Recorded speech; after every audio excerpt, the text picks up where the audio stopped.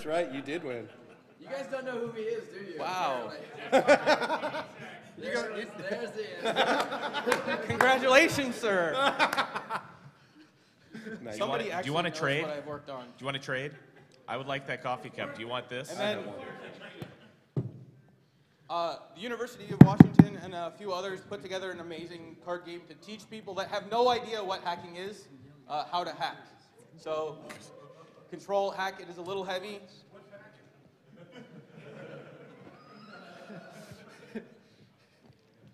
So, I gotta ask, who's the person who has the most kids? That's Here? not me. What are their ages? All right. 7 kids? Wait, he has 7. Wait, who has 7 kids? Zach, you have 4 kids? I thought he has 7 kids. No, I think You have 7 kids? Oh, that's no fun. Yeah, You have 6? All right, 6 kids out. Get busy, So, Zach. Win those cards Turn back. your kids into a bunch of hackers. Liam, did you Which is open a there? tie for Caswell, So again, by the way. Our party tonight, get a wristband, 1 per person, go to registration. At some point during the day, you do not have to run. There should be plenty enough for everybody. Open bar. So, Top shelf open bar. yeah.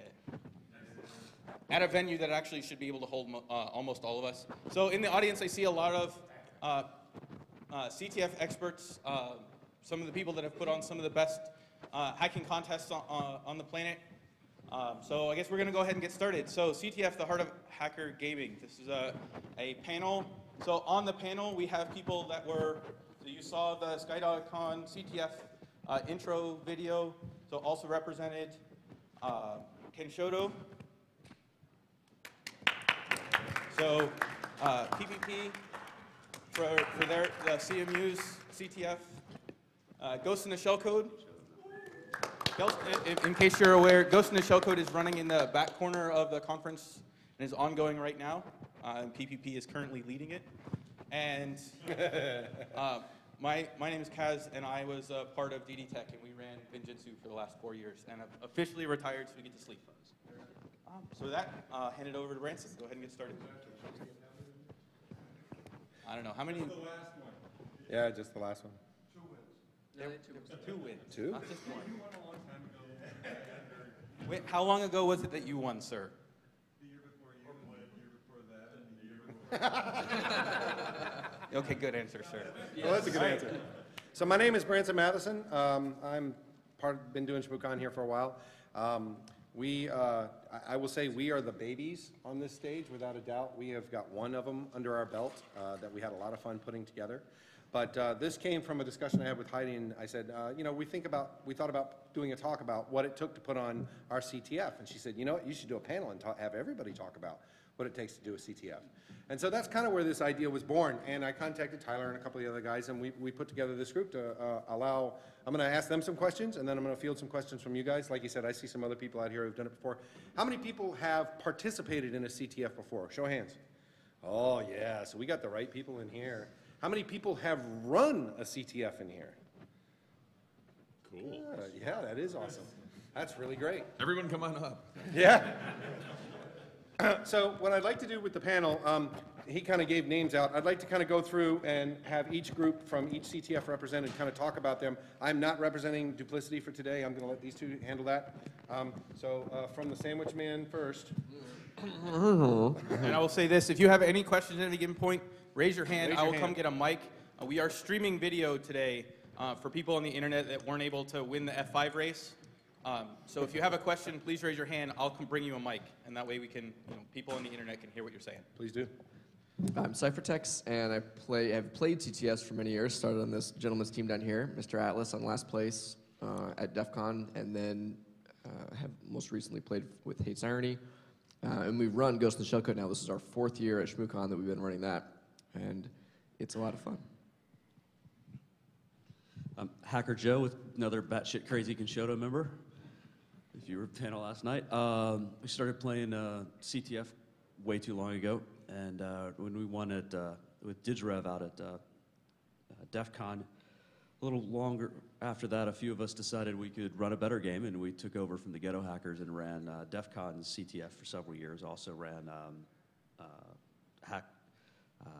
Hack.lu in Luxembourg and a couple other ones around. What was the Oh yeah, Interzone in Georgia. So we were at about 15 games. Oh.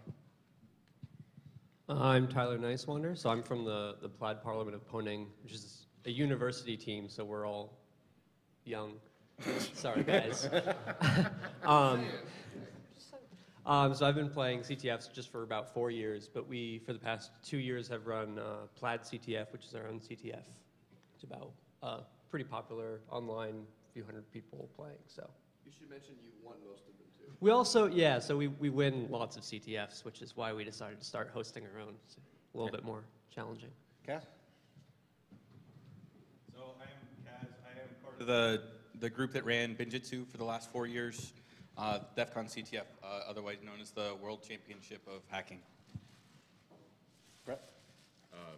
Hi, I'm Brett Thorson, part of Duplicity.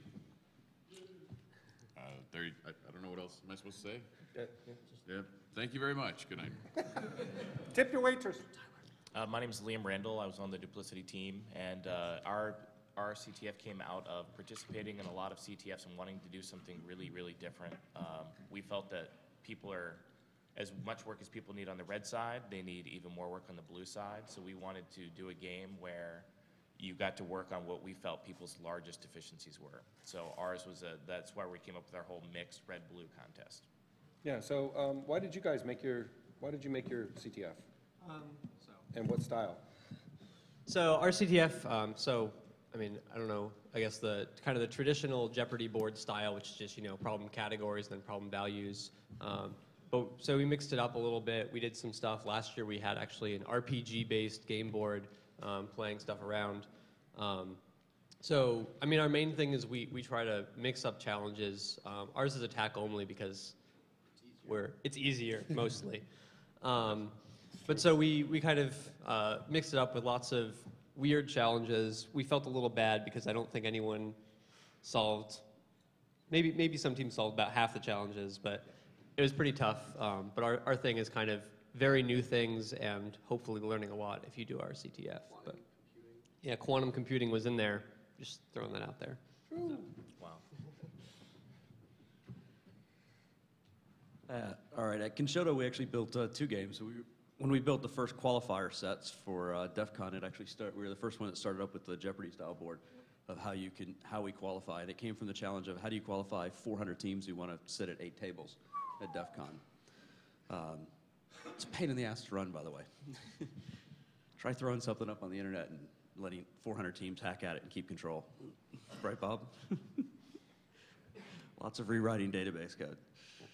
And our second game was when we decided the main game to build, we took over from the game the Ghetto Hackers had, and we decided there were a couple of things that we wanted to change about the way the game ran. One, we wanted to make it a little more realistic of what happens if you walk in and take over apps you don't know and have to secure them. And we wanted it to be it's 8 teams head-on-head, your attack and defense. So you're running, every team ran in their own virtual servers, and we penalize them for taking their services down. So it's no fun if you have an attack and defense game if all the services disappear. And one year we even tried to kick it up a notch and make it more interactive by allowing individuals to compete in the game against all the teams. And I think the quote was, it was like ball cancer. Would that be right? I think that was your quote. It was absolutely miserable to play as an individual against a team of people writing weaponized exploits all day against you. So, yeah, we're lazy. So Ghost in the Shell code is pure offense, Jeopardy style, because running a bunch of infrastructure and doing, especially the full spectrum style attack and defense that DEF CON finals are, is way too hard. And I try to have a life, although I don't really. So I just don't have the time for it. So ours is pure offense. We just go for fun challenges and kind of offense, individual little quirky, fun things that we want people to hear about.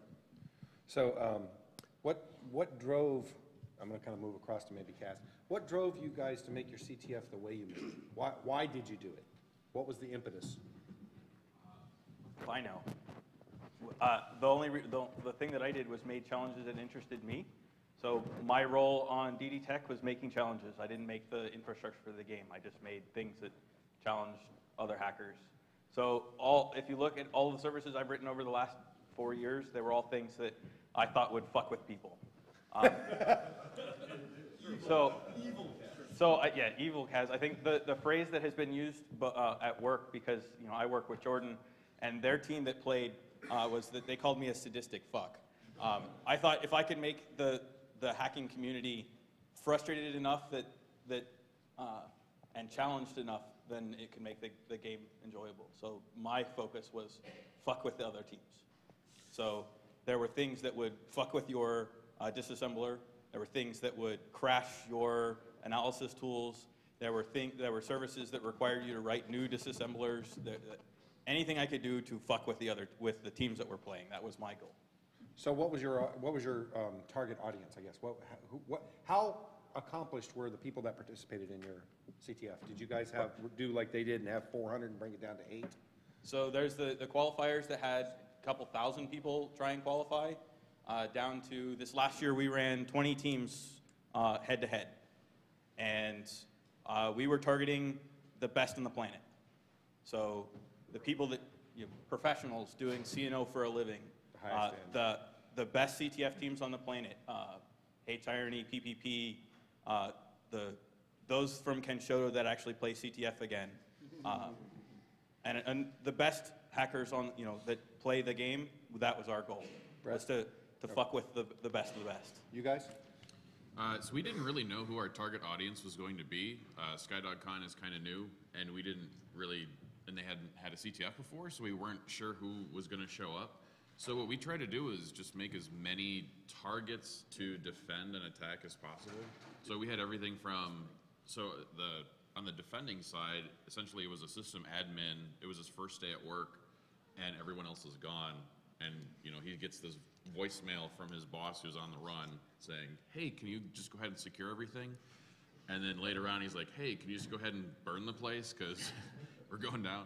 So we had everything from passwords, underneath the keyboard to passwords written on dry erase boards. We had phone systems. Liam brought some cameras. Yeah, we really tried to replicate a working office environment. And I think one of our big things that we wanted to do was, again, we had a whole continuum of challenges.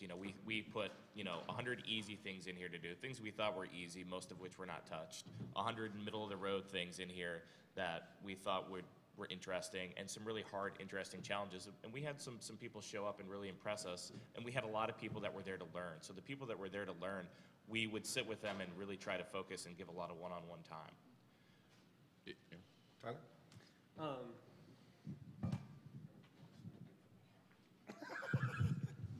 All right. Poor online people can't hear us. Yeah, all right. Chew on the mic.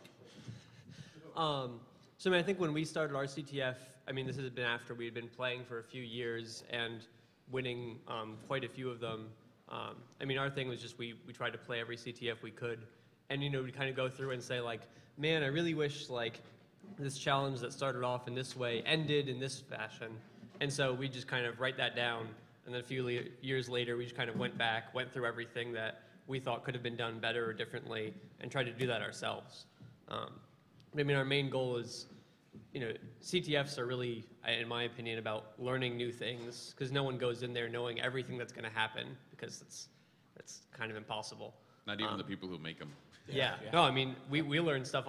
So, sometimes if you have something you've been working on for a while and you're like, I really wish I knew an elegant solution to it, put it in a CTF and have someone smarter than you solve it. Raise your hand if you've run a CTF and made a challenge because you wanted to see other people solve it better than you. Because it works out pretty well. But so our main thing was just, trying to get new people interested in CTFs and trying to get people to learn new things, because that's what CTFs are all about, and trying to make challenges that have the right amount of banging your head against the wall. So, I don't know. yeah, so it should be noted that there's a whole sort of culture of like the online CTFs especially, I think, and that's more of kind of what Tyler's coming out of as opposed to more of the rest of us on here, where there's literally ctftime.org that is like tracking every CTF that's ever played, and it's this ranking system, and it's only the young guys can play it because it takes too much time. So a lot of us old guys, that's why we're like, we're going to run one CTF, we're going to play one CTF. Like we don't have time for that anymore. But that's a whole world, and there's tremendously smart people that learn just entirely in these online games. And so it's absolutely one of the most critical things is that you be able to learn. And I think there's different places, different CTFs aim, but they're all trying to teach people new things. And even, my favorite thing is either when I learn something new or when I make somebody read a new spec that they've never read before, quite literally, or disassemble a new file format or learn a quirk about an application that no one had any idea existed. Like that's the best thing about a CTF challenge.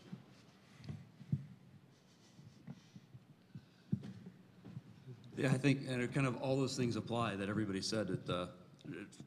It's funny when you try and run one that's fully interactive, offense and defense, and you bring all the equipment on site. You heard Bruce say yesterday how pissed off his UPS driver was delivering a whole truck full of equipment. You should have seen how pissed off my UPS driver showed up when he didn't believe the invoice that said 42 boxes at 3,800 pounds. And one guy showed up to load over a ton of equipment to ship to Vegas. He was pretty pissed by the end of the day.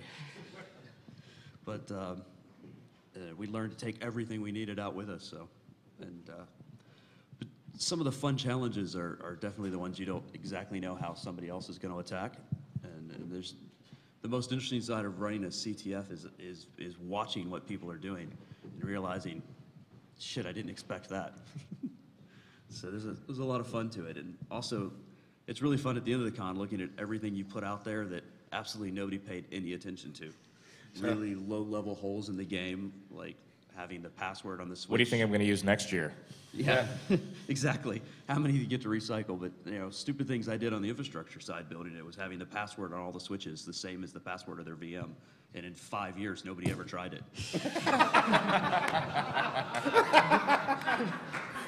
So that leads me to a good topic. How many, and I'm putting my duplicity hat on for just a second. When we developed ours, we struggled mightily with the number of targets and achievements versus the amount of time available per run and things. And it is no joke, we overbid by large amounts, but we had such a large attack surface that we were trying to cover so many different areas, everything from physical and everything else. So how much time do you guys, how do you judge that, A? B, how much time do you actually put in, and this is more for the audience to understand, how much time do you put in to build a CTF? Tyler, I'll let you. Well, yeah. So I guess for kind of a point of reference, so my team, PPP, we probably start working maybe 6 months before our CTF is held, and we have maybe 10 to 12 people working, let's say, 4 to 8 hours a week. And so, if you count up man hours, I'm not going to do the math, but it's a lot. But so there's a ton of work we put in, and part of that includes, QAing, making sure that each one of your problems is solvable and trying to figure out how long you expect someone to take to solve the problem. And when we do this, our goal is sort of to basically make sure that it's possible for each problem to be solved during the competition, but do something so maybe one team would solve about 2/3 of the problems if they were a reasonable size. Because it's kind of a horrible thing, in our opinion, if someone gets to the end of a 48-hour competition and they solved everything, they should be staying up and They've not solved sleeping. 2/3 of my problems already. We have more we got to go unleash afterwards right now, just for reference. So. Yeah, I mean, the kind of part of the point is just kind of stressing everyone out and forcing them to their limits. And if you finish early, then that's no fun. So, but it's a really tough, because you never know what kind of clever solutions someone's going to come up with. And so you always kind of have to build in a little leeway and throw in some extra problems to make sure that even the people that are a lot smarter than you won't be able to finish. But I think the underlying piece of that I think is most important is testing. So I think it's kind of implicit that to know how hard a problem is, you have to find out, and the author of a challenge is never the one that should test it. It's one of the absolute truths of CTFs that no matter how hard or easy you think it is, somebody else will either find it way harder or way easier because you made it, and you just cannot be the judge of it. So you have to test it. You have to have a number of other people. You'll find solutions you didn't intend. You'll find things that were blindingly obvious to you that nobody else gets, and so you have to kind of have a lot of testing to be able to adjust things appropriately.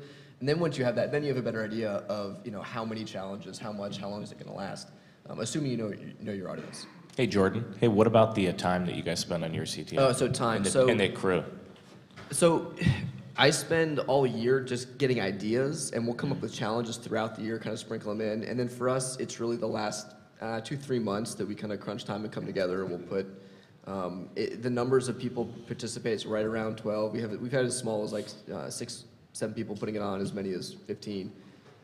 But it's really hard to gauge the overall. And that's, again, remember I said earlier we were lazy. That's, yeah, the only like 5-10 hours a week for a couple months from 8 people is the lazy one. The real ones are like the ones that take a lot more infrastructure, a lot more effort. That's why we do pure challenge. Like DD Tech and Kenshoto style is insane. Yeah, you do. How much time do you guys spend on finding the most messed up videos and music to play during your CTF? Bob, you want to answer that? We normally delegate that to one person. That's how we did it. Like I did that for a couple of years for Kenshoto. Other people have fed me stuff, but So the sheep are your fault? Yeah. we dedicate to one person too. Yeah, DD Tech was dedicated to one guy, and oh my God, the things that we didn't play that he sent us on our, our private comms. Oh my God. So you should mention what those videos are, because people out in the audience aren't going to have any ideas. Go into that room. Go into that room. There's a bunch of pseudo porn being played in the. So hopefully there not be actual nipples this year. I'm keeping a close eye on it. So your close eye I'm last year, not so good? I'm not here right now, so I don't know what's going on right now, but when I'm in there, I enforce the PG-13-ish rule. And So I keep my harks back to Kenshoto days. If you want to Google for a exemplar movie, My Anus is Bleeding.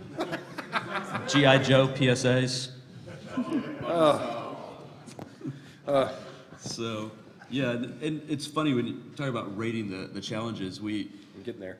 When we put our challenges out to build and how long we waste on the team, we always had levels. And for those that played when Kenshoto wrote the CTFs, you're ultimately familiar with the mind-bleeding Kenshoto level challenges, and they were designed to absolutely waste a rock star's entire weekend. Because we know every team has a rock star, right, guys? And we wrote challenges that they'd get into that they'd say, fuck, I gotta solve this. 18 hours later, God, I gotta write a whole disassembler. I gotta write my own framework around IDA. Shit. We have one right now, exactly like that, yeah. So it's always fun to throw one of those out there, and then at the end of the second night, when somebody walks in and says, I solved it, damn it, you know that you wasted his whole con on that one challenge, and you feel really good. Throw the party afterwards, and they come up and go, fuck you. Yeah, 3 services hooked to each other with debuggers, exchanging keys randomly in pseudo in memory, I don't know. Can you talk about red herrings and blind alleys? Yes? Can we get there in a second? With Duplicity CTF, where there was a crew of about 6 of us with various levels of effort and intensity, but it is an ungodly amount of work. I mean, to stand up an entire red and blue environment was an incredible challenge, and we were, I think our production network was around, 35 VMs, plus phones, cameras, PBXs. Real machines. Switches, routers. We had the works. So I hope that people really appreciate how much time the people that plan these things put into it, because it's a whole lot of work, and it's largely a thankless effort. So. Do you want to talk about red herrings, since you're over here? Who, me? Yeah, you. Since you were the storyline guy. Yeah, so we kind of wanted to have a story around what we did, and it was hard to make a video and not have people go, oh, what's in the background or whatever, and I don't think we had too many of that. I don't really have more to say. Am I supposed to say more? That's a really big problem with CTF. I mean, I think that is one of the biggest complaints. The biggest insult you can give somebody is that their challenge was, it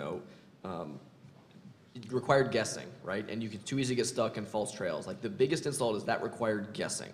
Like, it should, the best challenges are really hard, and sometimes there'll be a flash of insight you'll have to get to make a little bit of a challenge, but you should kind of know what you're supposed to do, right? Depending on the skill level, like, you want people to know where they generally need to go, and that's really hard. So again, that kind of goes back to testing. You have to test it to see those and catch those.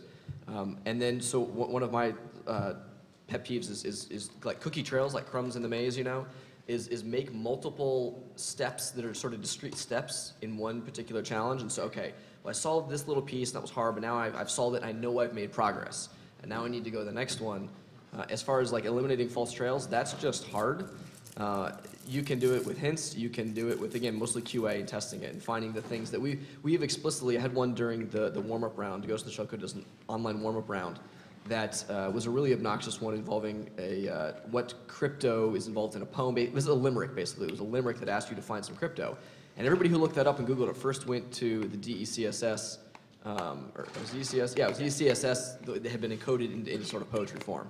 And so we specifically wrote another paragraph of the limerick that said it's not DECSS, basically, because I wanted you to find the Apple key that they use in their BIOS that's a limerick that's in the firmware.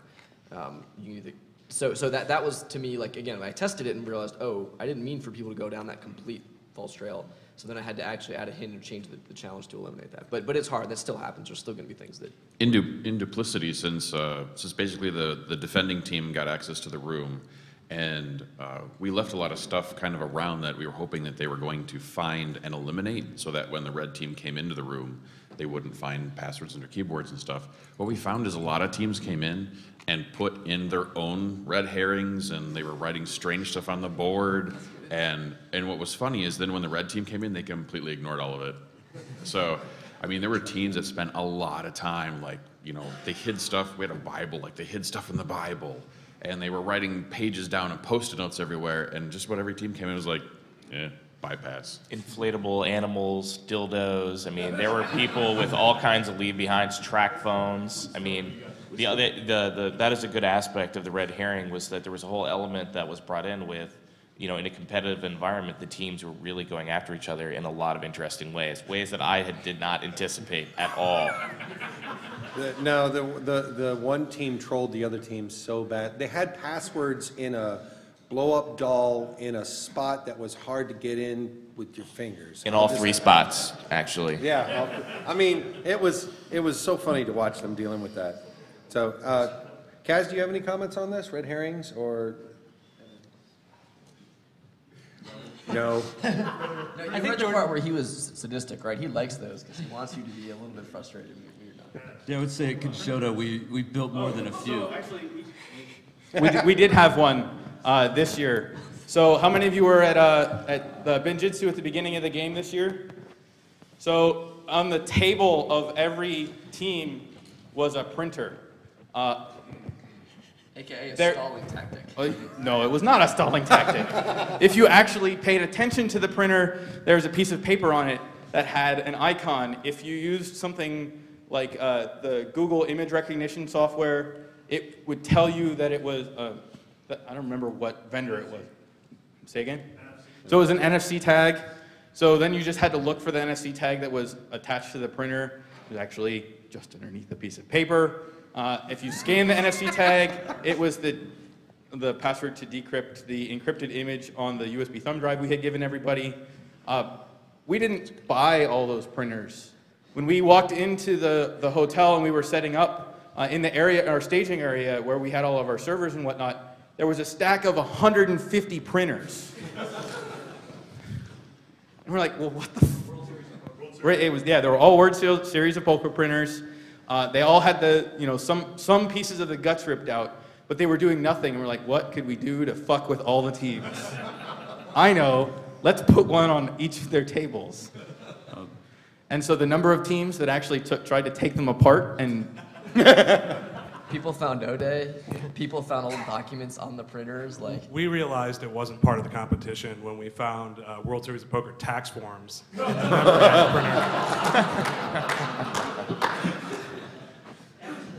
So by show of hands, if you guys, those of you that have participated in CTFs, do you find the, how shall I put this, the obtuse humor of some of the people that put it together, some of the things that they put in the system, do you enjoy that? Is that a yes? Do you find it more frustrating because it slows you down to the real goals? During press, define obtuse humor. Huh? Define obtuse humor. Printers. So I think in general, when there's an element of like this kind of stuff throughout the competition, it's fun because you're really deep in trying to figure something out, and then all of a sudden it's like, oh, sheep fucking or something, you know, like whatever, right? But when you need to know that humor in order to solve one of the questions, and this is kind of what Jordan was saying, then it's really frustrating. Because if you're not necessarily thinking about that, you're thinking about what's the technical thing, what's the system that I need to understand in order to get this. And when it's about guessing that, like, oh, it's bacon, you know, like that just really pisses people off because there's nothing, you had to guess, and that's not fun. Yeah, I wouldn't have gotten from sheep fucking to bacon. There's Why? It's the wrong meat. You're obviously not played any DEF CON CTF game in the last 4 years. There's a question back there. Give me a sec. So it's not so much a question as to add to what that dude was just saying. When you have to know the person putting on the contest in order to solve the problem, like if anyone's done lost challenges at DEF CON, you have to know like, oh, Lost loves Korean and left-handed threads, otherwise you'll never solve any of his problems. I think that's a big issue, whereas like the obtuse humor that's just in general, that's like putting a printer there just to fuck with someone. So you're suggesting everything should be contained within the CTF? You shouldn't have to do the research before or that kind of thing, or? Yeah, pretty much. I mean, You gotta know your audience. Basically, like because I don't know any of you, so if I had to do one of your CTFs and like know something about you in order to solve it, that's a problem. You ever played Seesaw CTF with the recon challenge? You learn your targets very closely. Yeah. Well, so I mean, I think that's kind of important. And your target's spouses? Yeah. But I think it's an important point that, you know, if you're doing a CTF and you're trying to learn something, you shouldn't go in. I mean, part of, you know, not going in knowing everything. I mean, you shouldn't go in being like, well, I know Jordan's doing this. I know he loves like kind of these weird spec problems, and so if I see a problem and it looks like it's written by Jordan, I should probably just start like looking through old specs. I mean, like it's useful for teams, but you shouldn't. There should be something in there that doesn't require that, because I mean you don't want to get stuck because you've never met Jordan before, because most people don't have that wonderful opportunity. I think another thing to keep in mind is that there's a continuum of challenges out there, you know, and obviously they range dramatically in what people are targeting. You know, even when you say CTF, what does that mean to different people? I mean, everything from malware challenges to, you know, disassembly, actual pen testing, you know, whatever it is that you want to do. So it's a big blanket term, and it means a lot of things. It means different things to everybody. And there are a ton of resources out there that we looked into to kind of model after. And what we tried to do was something that we didn't think that there was a market serving that. And I really appreciate and respect what the other gentlemen up here do. I mean, you know, it's really hard, and I look forward to actually working with people out in the audience today, I mean, on continuing to make neat challenges, because I think it's fun and it's something that we all need to do to make ourselves better. I learned a ton doing it, and we hope that the people that participate learn a ton doing it. Yeah, so and this is something we struggled with. Oh, go, sorry, didn't see him. I was just wondering, you guys are touching on like cultural issues, right? We're talking about hacker culture. Do you guys take specific steps for international cultural differences? I think, are you getting to that later? No, go ahead and touch on so yeah, I mean, do you? Sure. But I think that's a really tough thing. So especially for all the online competitions where, you know, most of the teams are US, but then you have all the Koreans and the Russians. And so, I mean, it's really hard if you have, I mean, so one example is, you know, maybe you have something with like a poem or like a common saying in the US, and you're like, well, you know, we QA'd it with our team and everyone got it right away because everyone knows the story, but then you give it to some Korean team and they translate it and then they try searching for it and they're like, what the hell is this? So I mean, it's a really tough thing to make sure, like, trying to go in with really zero knowledge, and it's hard to kind of zero out your cultural knowledge, but I think that's really important, mostly for online competitions, because I mean, you can't expect that, you know, your other international teams are going to have the same cultural knowledge, and it's not really fair if you're trying to make a competition about hacking that it ends up being about like where you were born. So I think it was the second year we ran that the Korean team qualified. Was it the second year we ran CTF at DEF CON? A Korean team qualified for the first time. We had a completely foreign team sitting at DEF CON playing the game, and we realized about halfway into day one that they didn't understand half of what we gave them.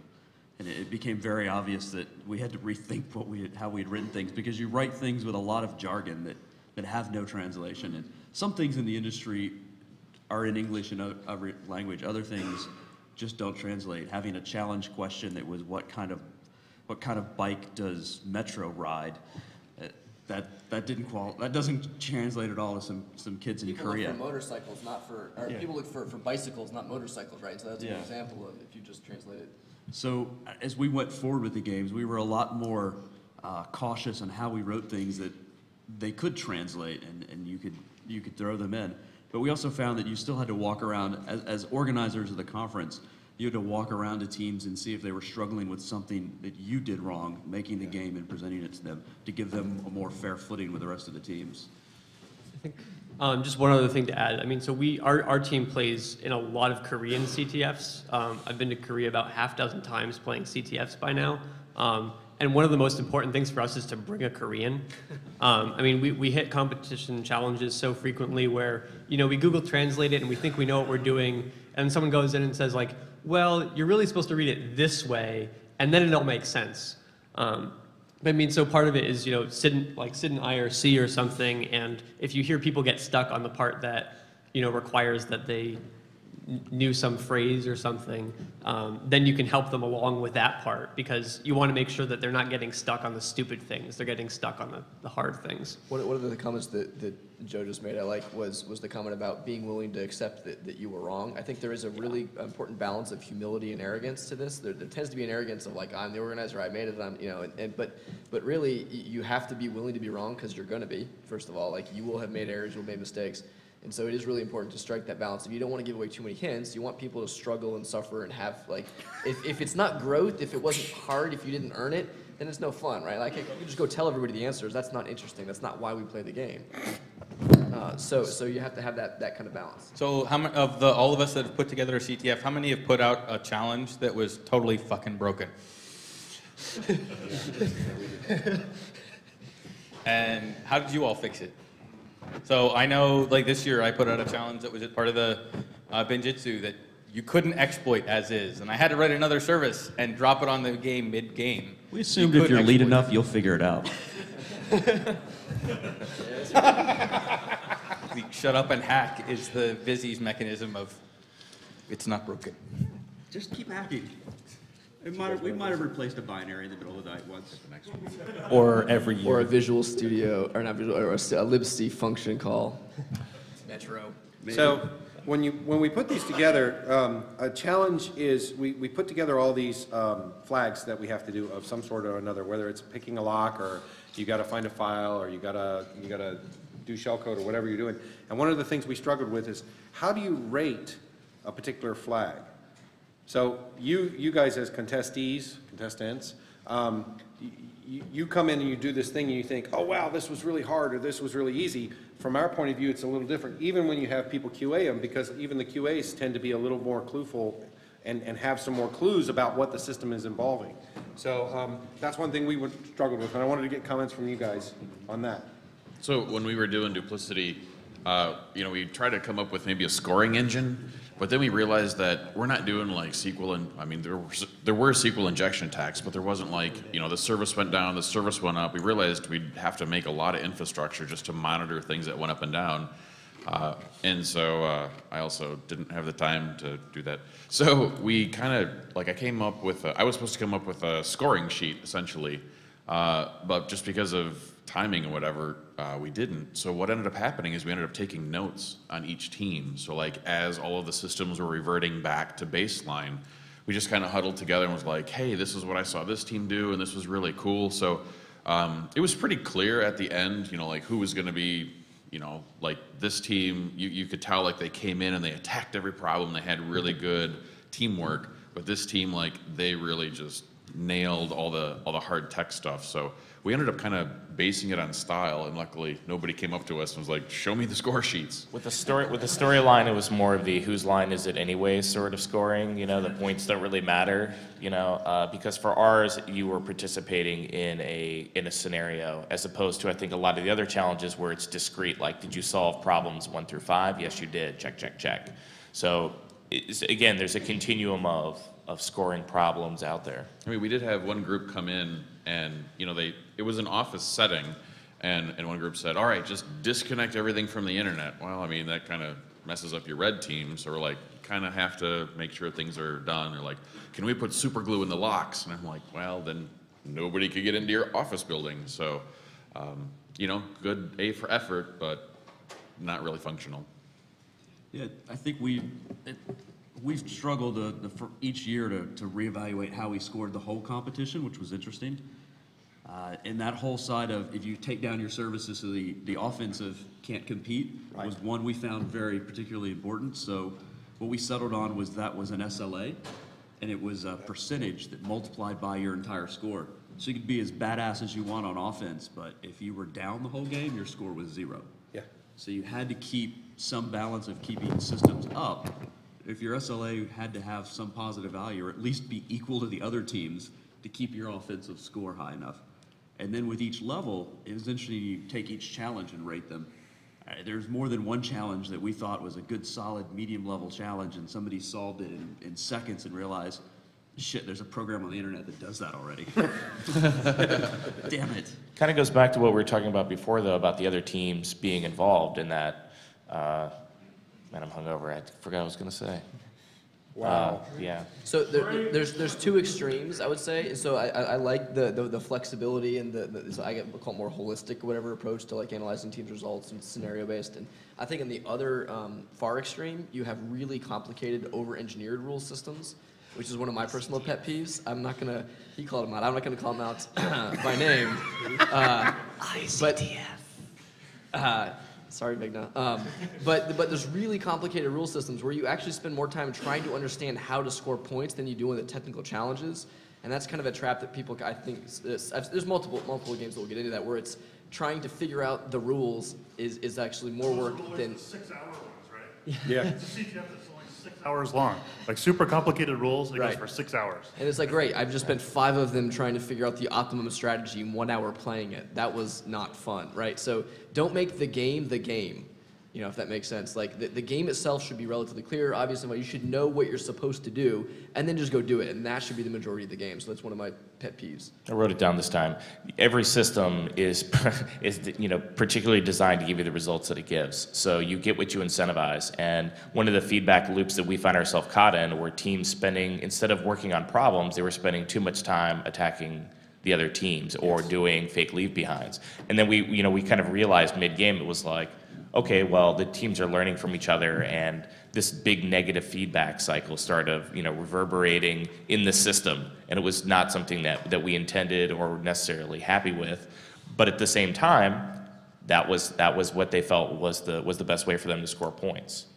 So to your point, finding ways to scale it so that they do what you want them to do. And I think that was the part, we struggled with it before the CTF, trying to figure out how to incentivize people to do the things we wanted them to do instead of doing what they ended up doing, trolling the other team and putting blow-up dolls all over the place. But find a way to do it in the game, so it's not like, here's this game you have to play, and by the way, we're the people who made it, and here's what you should do. Like, we wanted to come up with a way to work it into the game operation and storyline. Yeah, it's funny also, it's really important when you run a game to have played several of them. Yes. And some of the things that made our game different was experiences we had spending our time hacking the game when the ghetto hackers ran it, and doing things like realizing that their system did a serial poll, and after it scored everything on our system, one of the last things it did was pull down our webpage, and if I put 50 gigs of porn on the webpage, that their crawler got stuck on it and couldn't poll any of the other teams for points. About six hours later, they came and told me to take it down immediately when they realized why their server crashed every cycle. So did you already have the 50 gigs with you? Well, yes. Who doesn't?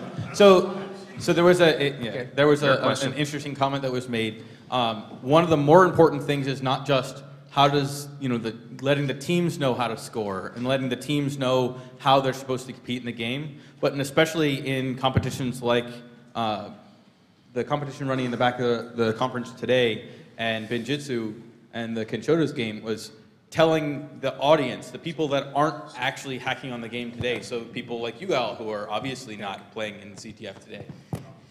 Obviously not, because you're sitting in this talk. He's still playing it. Okay, so maybe there's one guy with a laptop running IDA. But letting everybody else know what's going on, who's doing well, where they're doing, what team just did something awesome, what team just broke the game. That sort of information share to get that out into the audience, because I didn't start playing CTF because somebody dragged me in. I started playing CTF because the game that was interesting. There was stuff going on, and I was able to see the competition because of the scoring mechanisms that people had up and learn from. With that, there's also a whole other challenge, though, that's interesting, is your scoring mechanism can't be real time. If your scoring mechanism is real time, you destroy the tactics of the teams playing. For a red team, blue team exercise. Yeah. For one that's Agreed. pure red, you're okay, and pure blue, you're okay. But yeah, for anyone where the teams are playing each other and not just a game, then you absolutely, that's... Yeah, so depending on the game, you kind of have to have an artificial lag or randomness to the scoring, which sometimes can frustrate the teams.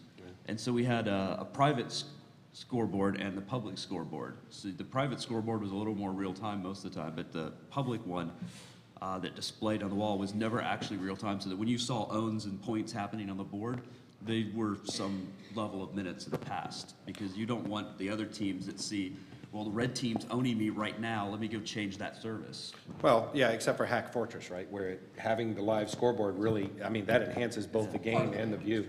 We only have about 10 minutes left. I don't want to, I've got several more questions I can throw at it. Is there anybody in the audience that really has a question they want to ask? Hands? Wait a second. Way in the back. Make him run, too. Let's really... Run, Forrest, run! Die.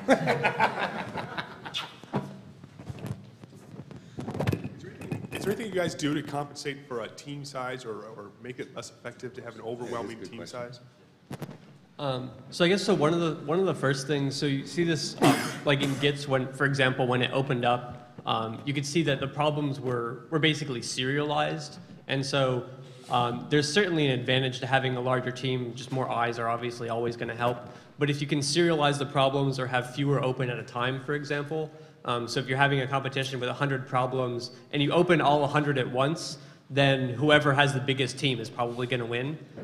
But if you do something like, you have maybe 5 challenges open at a time, then it's kind of bottlenecking people down. And so this is really good for compensating for huge teams and stuff like that. The other thing that does, and again, this is not necessarily immediately obvious, but the other thing that you do by having the leader unlock the new challenges when they solve one they unlock new, and this dates back to the Kenshoto Jeopardy style board. The nice thing about that as well is it artificially compresses the game a little bit. It keeps the leader from running off into the lead as much, because they're only working on 1 or 2 problems, whereas the other teams may have, like, if the further behind you are, the more problems you can work on.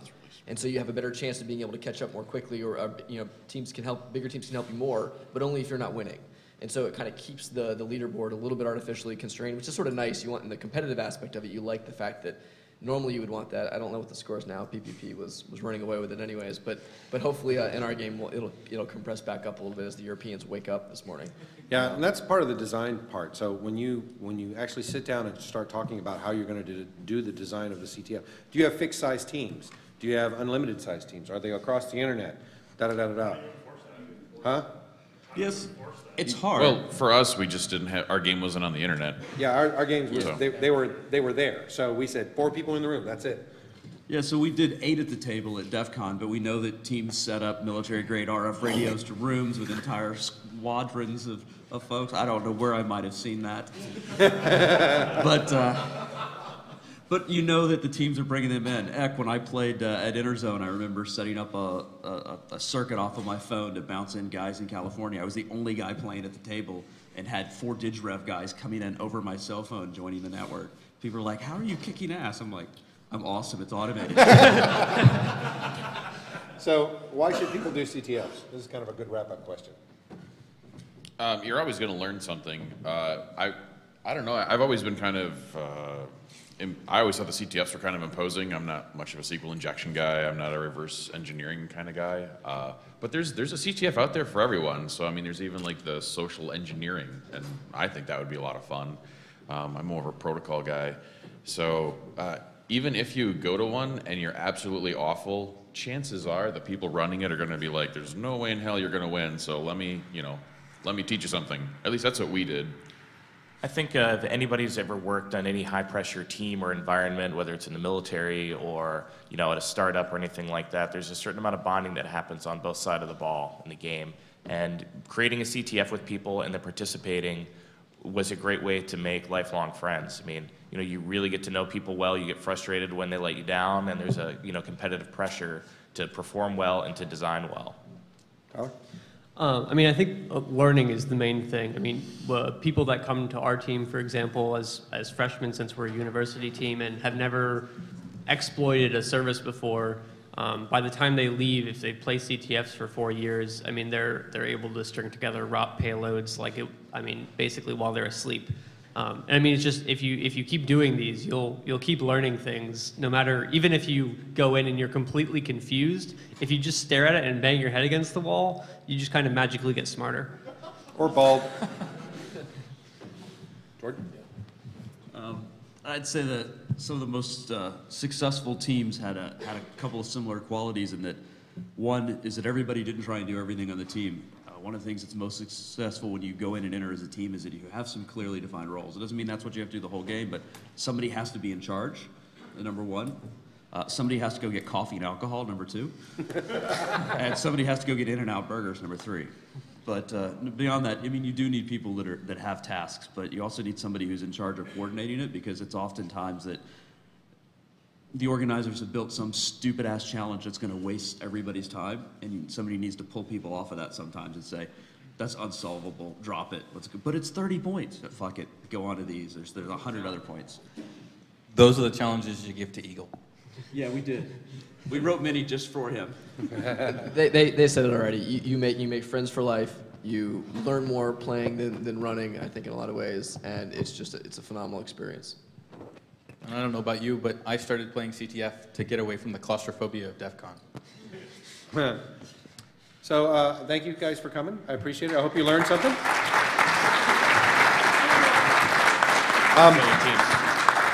Only because I'm running it, and I can take this extra minute. If you log into feedback.shmoocon.org, I'm not saying give us 5s, but I am saying please do your reviews. It's really important to us. We use that information to pick your speakers for next year. So log on to feedback.shmoocon.org, please.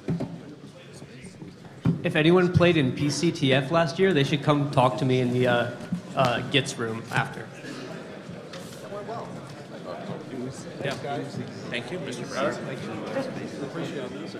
Help yourself. Talking about the white space.